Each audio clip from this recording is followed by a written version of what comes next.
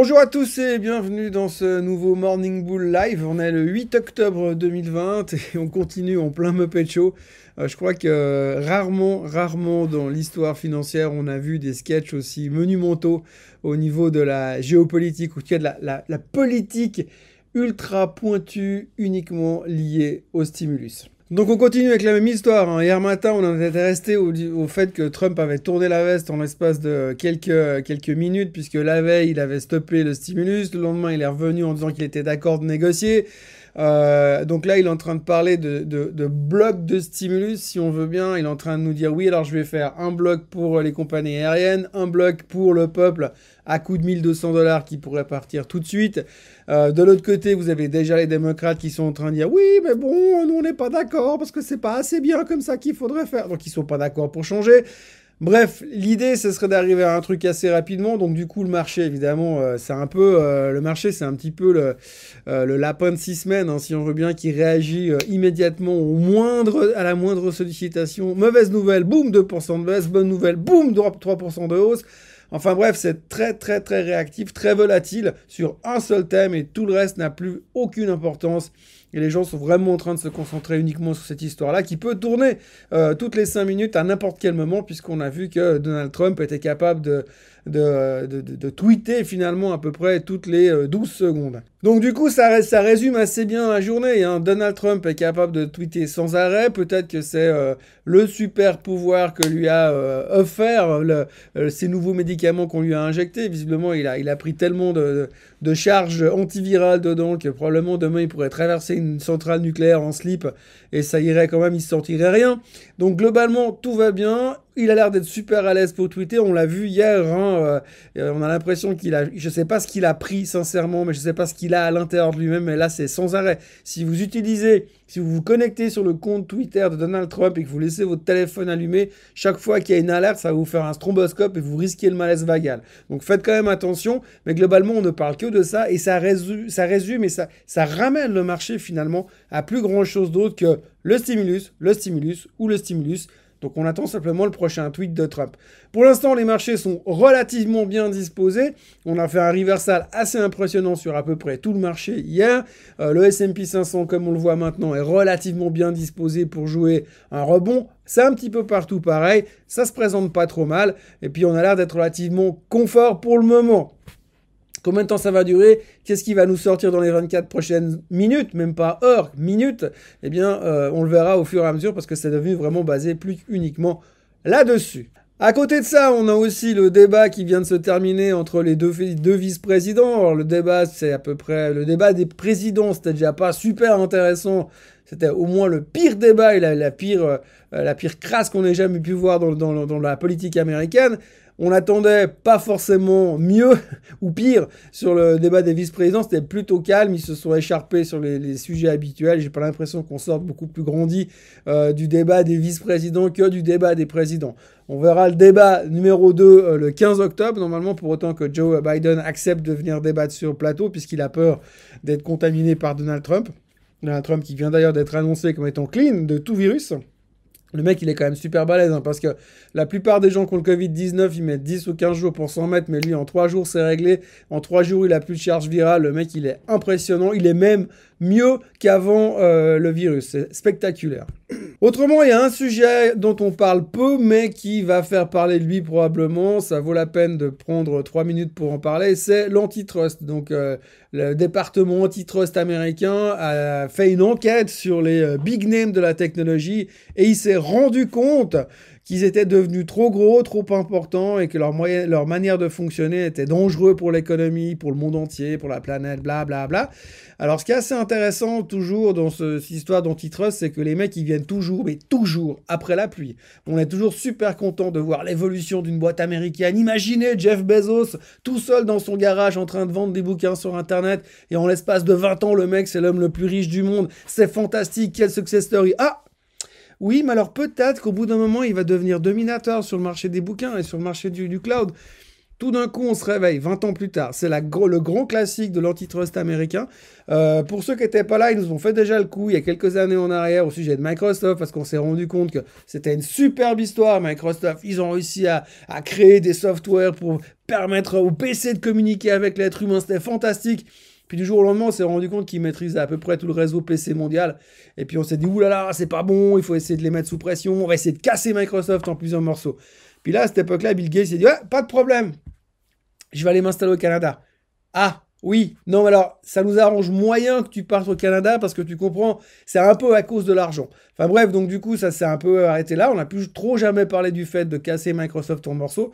Donc là, maintenant, je me réjouis déjà de voir quand ils vont vouloir casser Apple ou Google ou Amazon en morceaux, sachant qu'aujourd'hui, si Apple, ils ont juste envie de racheter Washington et sa banlieue, ils peuvent le faire comme ça en payant cash. Enfin bref, donc c'est juste hallucinant, mais on en parle beaucoup et ça va probablement redevenir un thème, mais ça reste des petits fonctionnaires de bas étage qui n'ont pas vu passer le train à l'époque. Alors je dis pas que c'est normal ou pas normal, je dis juste simplement quand il y a une société qui grossit, qui part de l'iPod dans les années 2000 à ce qu'est Apple aujourd'hui, et puis qu'on la laisse passer de 50 milliards de market cap à 2000 milliards de market cap, et qu'on vient dire « Oui, mais alors, c'est beaucoup trop gros, c'est trop dangereux. » Fallait vous réveiller avant, les mecs, hein, c'est tout. L'idée du jour, aujourd'hui, je vous propose de rien faire. Je vous propose de rien faire parce que je crois que là, en ce moment, on est rentré dans un... Je parlais hier des 3 piliers, le fait que le marché, il est concentré sur plus qu'un seul truc. Et quand on est sur ce genre d'histoire, pour l'instant, tout peut arriver. Il suffit que Trump nous ressorte un tweet assez rageur en disant que, il va bouder puis retenir son souffle jusqu'à l'échéance des présidentielles. Et puis, s'il lui arrive quelque chose, tant pis. Le marché va perdre 3%. Ou bien, il peut nous dire que finalement, il va payer lui-même les $1 200 de sa poche et apporter personnellement à chaque Américain et le marché va rebondir derrière. Donc globalement, c'est un petit peu pile ou face pour l'instant. On est un peu dans cette zone ultra géopolitique. Donc je pense qu'il faut peut-être juste laisser un petit peu calmer le jeu. Là, ça fait juste 24 heures qu'on est en train de tourner comme une toupie à 250 km/h et on sait même pas ce qui va se passer. Donc là, pour l'instant, prendre des idées d'investissement ou même de trading, ça devient un petit peu du sportif. Je crois que le meilleur moyen aujourd'hui, si on veut vraiment faire quelque chose, c'est de faire des futurs ou bien de jouer sur les indices, simplement parce que le reste, il n'y a plus vraiment de matière à aller faire du stock picking pour l'instant, parce que les gens sont concentrés uniquement sur le stimulus et sur les élections. Donc pour l'instant, pause aujourd'hui. On verra si ça s'est calmé d'ici demain pour revenir avec autre chose. Mais il y a des fois, il paraîtrait dans ce métier qu'il faut savoir ne rien faire. La question du jour, elle a trait à Relief Therapeutics. Il me semble qu'on en avait déjà parlé. Bref, la personne me demande ce que j'en pense. Relief Therapeutics a littéralement explosé durant l'été en passant de... pas grand chose à quasiment 1 franc suisse. Bon, alors, de 0 à 1, ça fait toujours beaucoup d'argent quand on multiplie. Et puis depuis, le titre ne fait plus grand chose et se traîne autour des 58 cents et des poussières. Et il me demande ce que j'en pense et ce qu'on va faire derrière. Alors écoutez, c'est assez simple. Relief Therapeutics, c'est une boîte qui fait de la recherche de médicaments. Entre autres, ils travaillent sur le diabète et sur les problèmes respiratoires. Inutile de vous dire que dans la thématique du Covid-19, les problèmes respiratoires, c'est un petit peu le truc intéressant. Donc du coup, ils sont en train de travailler sur un médicament qui est en phase 2, sauf erreur, et puis avec l'espoir d'améliorer finalement la qualité de vie du patient Covid. Le patient Covid qui aura des problèmes respiratoires, en prenant le médicament de Relief Therapeutics, dans les 7 à 10 jours, il sera clean et il pourra respirer normalement et vivre normalement, il n'y aura plus de problèmes respiratoires. En tout cas, déjà de ce côté-là. Récupération du goût, de l'odorat, c'est autre chose, mais pour l'instant, au moins, il pourra respirer, ce qui est quand même plus important que de sentir le goût de ce qu'on mange. Bref, donc du coup, Relief Therapeutics, c'est parti dans un truc plutôt positif, et il y a eu cet effet d'annonce durant l'été qui a fait, on s'est dit, oui, alors c'est eux qui vont sauver le monde avec un nouveau médicament anti-Covid. Comme d'habitude, la phase 3, la phase 2, la phase 3, ça prend du temps, ça se fait pas du jour au lendemain. Et puis après, ils sont pas les seuls à vendre des cocktails de médicaments. On l'a vu avec l'affaire de Trump. Donc on a Regeneron, entre autres, qui est sur les feux de la rampe. Regeneron qui travaille en collaboration avec Roche. On voit qu'ils sont sous les feux de la rampe parce qu'ils ont sauvé la vie du président américain, plus ou moins, grâce à ces médicaments. Donc, c'est un médicament, c'est une compagnie qui est toute petite, avec des médicaments qui sont en phase de développement, donc ça reste de la ultra spéculation. Et comme toutes ces biotech, tous ces petits machins qui sont des one or two product company, c'est toujours extrêmement délicat de dire ou d'avoir un avis simplement. Parce que le médicament peut être génial, mais derrière, il y a tellement de choses qui viennent se mettre en place, les autorisations, les tests, les validations, etc., etc., et la distribution même du médicament derrière, que ce genre de boîtes ne sont pas toujours les mieux positionnées pour le faire. Néanmoins, ça reste ultra spéculatif, puisqu'aujourd'hui, vous l'achetez à 58 cents, vous avez une bonne nouvelle demain, elle monte à 1,50, bah, vous faites x2, c'est génial.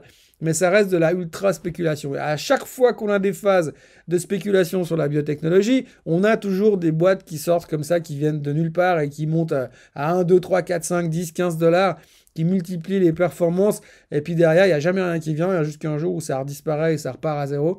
Je peux vous en citer une dizaine au long de mon une vingtaine au long de ma carrière de ce genre d'histoires mirifiques qui vont régler le problème une fois pour toutes d'une maladie. Et puis finalement, il n'y a rien qui se fait derrière. Donc, en gros, c'est de la haute spéculation. Si vous en avez en position aujourd'hui, ça dépend à combien vous les avez achetés. C'est clair que si vous les avez achetés au top au mois d'août à 1, bah c'est embêtant, mais vous pouvez que attendre. Espérer qu'il va se passer quelque chose, mais c'est pas du fondamental derrière. C'est pas qu'ils ont des résultats financiers qui vont gagner de l'argent à la fin du trimestre, et puis qu'il y a des grosses sociétés qui vont venir les racheter. Pour l'instant, on est en phase de développement et ça reste du gros casino. Donc, ce que j'ai envie de dire, c'est qu'à ce niveau-là, vous avez une chance sur deux qu'elle monte à 1,50 et une chance sur deux qu'elle revienne à 10 cents. C'est assez simple comme marché, mais c'est un peu ce qui se passe sur ce type de biotechnologie. Donc, il faudra screener les annonces, mais s'il y a des annonces officielles qui sont faites, comme par exemple qui basculeraient en phase 3 ou qu'ils auraient des résultats prometteurs en phase 2, il peut se passer de nouveau beaucoup de spéculation, sachant que c'est un machin qui vaut 50 cents, qui peut facilement exploser dans un sens ou dans l'autre. Donc j'ai envie de dire, méfiance, ça reste un ticket de loterie. Voilà, pour faire simple. Voilà, pour l'instant, les futurs sont orientés à la hausse encore une fois ce matin. Ça a l'air de se passer plutôt bien. Les derniers tweets de Trump sont plutôt encourageants. Le marché est positif. On verra ce qui se passera dans les prochaines heures. Pour l'instant, je vais vous laisser ici. Je vous remercie de m'avoir suivi jusque-là et je vous retrouve demain à la même heure pour la suite des aventures en espérant qu'on arrive un petit peu à mettre le stimulus derrière nous et qu'on arrive à parler quand même un tout petit peu d'autres choses chez prochaines heures. Très bonne journée à tous et merci. Bye bye.